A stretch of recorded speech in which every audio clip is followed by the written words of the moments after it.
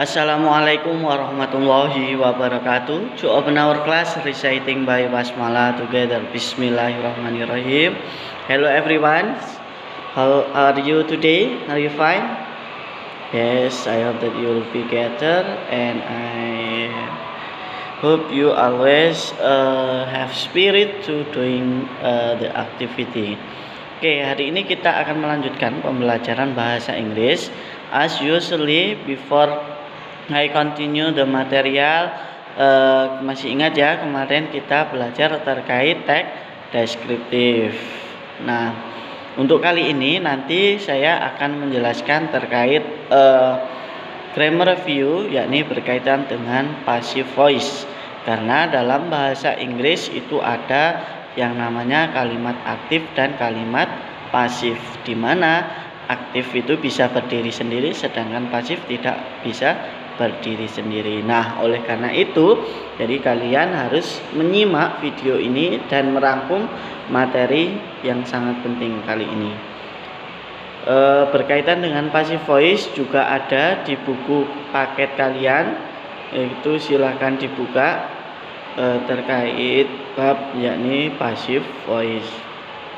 Tugasnya merangkum pada materi kali ini ya, yakni passive voice. Sudah jelas?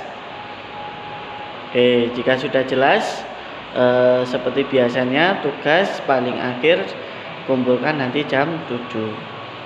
I hope that it will be useful for us to close our meeting reciting by hamdalah together.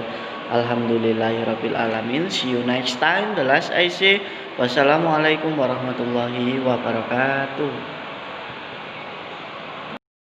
Pola atau rumus dasar dari passive voice adalah to be yang diikuti oleh past participle atau verb 3.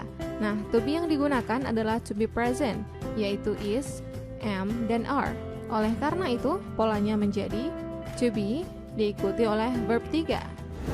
Nah, penting untuk diingat, to be yang digunakan selalu berdasarkan subjek kalimat. Untuk subjek I menggunakan to be am, untuk subjek you, we, they menggunakan are, dan subjek she, he, it menggunakan is. Contoh kalimat passive voice simple present tense dalam bentuk positif. Untuk kalimat aktif, I usually drink a glass of milk in the morning. Dalam kalimat pasif, a glass of milk is usually drunk by me in the morning.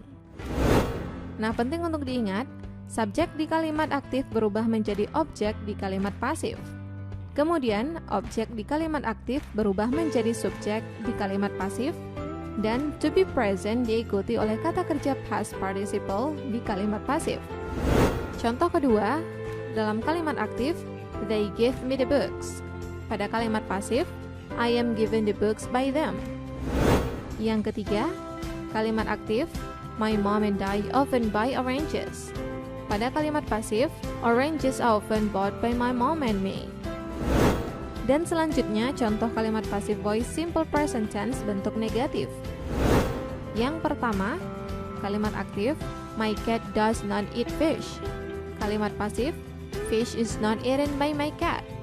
Nah, penting untuk diingat, untuk bentuk negatif kalimat pasif, cukup tambahkan not sesudah to be. Contoh kedua, kalimat aktif, my parents don't allow me to go to the concert.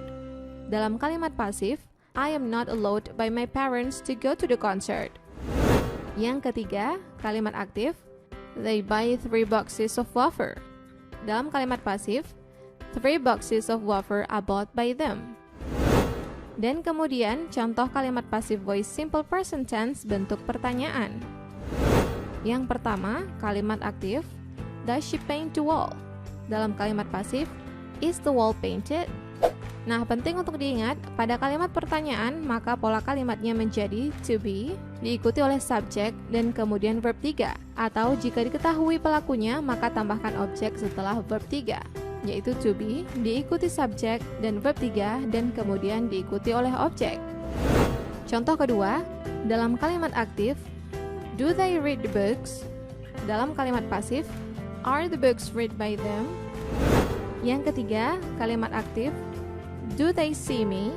Dalam kalimat pasif, am I seen by them? Baik, semoga pembahasan ini dapat bermanfaat untuk Anda.